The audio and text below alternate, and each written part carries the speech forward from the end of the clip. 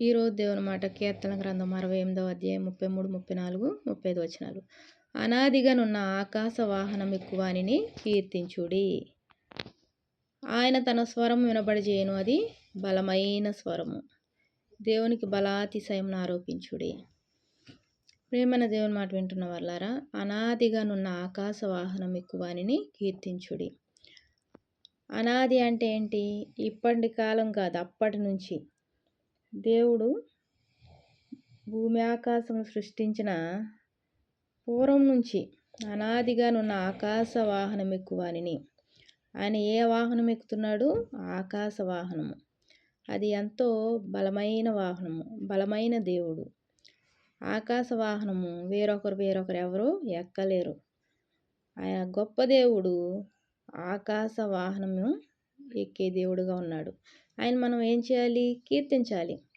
ఆయన తన స్వరం వినబడిజేయను, అది బలమైన స్వరము. అది ఎటువంటి స్వరము?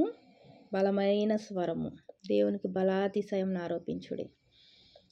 మరి ఆయన స్వరము వినాలి అనుకునే అందరికీ దేవుడు ఆయన స్వరం వినిపింపజేసే దేవుడు. అమ్మో, ఆయన స్వరం మాకు వినబడడం ఇష్టం లేదనుకొని చెవులు మూసుకునే వారికి ఆయన ఏమాత్రము నిన్ను బలవంతం చేయడు. దేవుడు ఇష్టంగా ఆయన స్వరం వింటే అది నీకు బలమైన స్వరంగా ఉంటుంది. ఆ బలమైన స్వరము నీ ఆత్మ ప్రాణ దేహములను ఏం చేస్తుంది? బలంగా చేస్తుంది. ప్రతి ఒక్క అనారోగ్యము, ప్రతి బలహీనత, తెలిసి తెలియనివి ఏమున్నాయో అవన్నీ ఏమైపోతాయి? ఆ స్వరంతో ప్రక్కకు తొలగిపోతాయి. ఆయన స్వరంలో అంత శక్తి ఉంది. దేవునికి బలాతిశయం ఆరోపించుడి.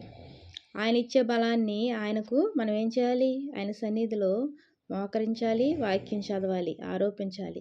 మహిమోన్నతుడే ఆయన ఇశ్రాయేలు మీద ఏలుచున్నాడు. మహిమోన్నతుడే ఎవరి మీద ఏలుచున్నాడు?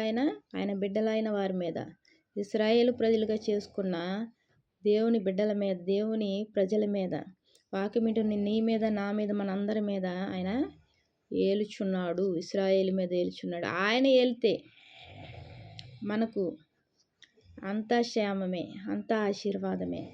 అంతరిక్షమున ఆయన బలాతిశయం ఉన్నది. ఎక్కడుంది ఆయన బలము? అంతరిక్షమున ఉన్నది.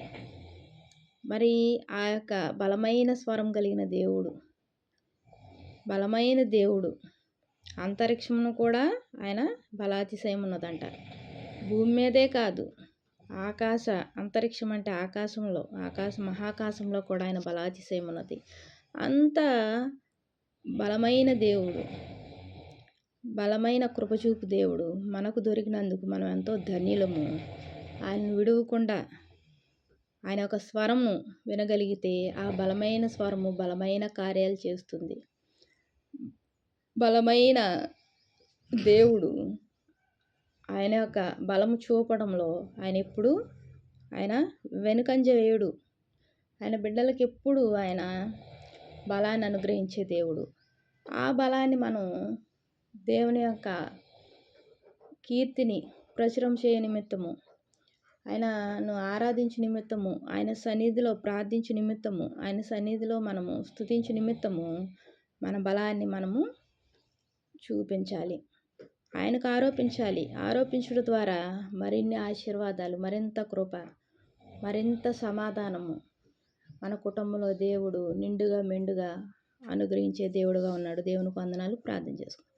మహాప్రేమగల తండ్రి, కృపగలన్నికి ఎన్నో వందనాలు, స్తోత్రాలయ్యా. తండ్రి, నీ బలమైన స్వరము మాకు ప్రతిరోజు వినిపింపజేస్తున్నందుకు వందనాలు చెల్లించుకుంటున్నానయ్యా.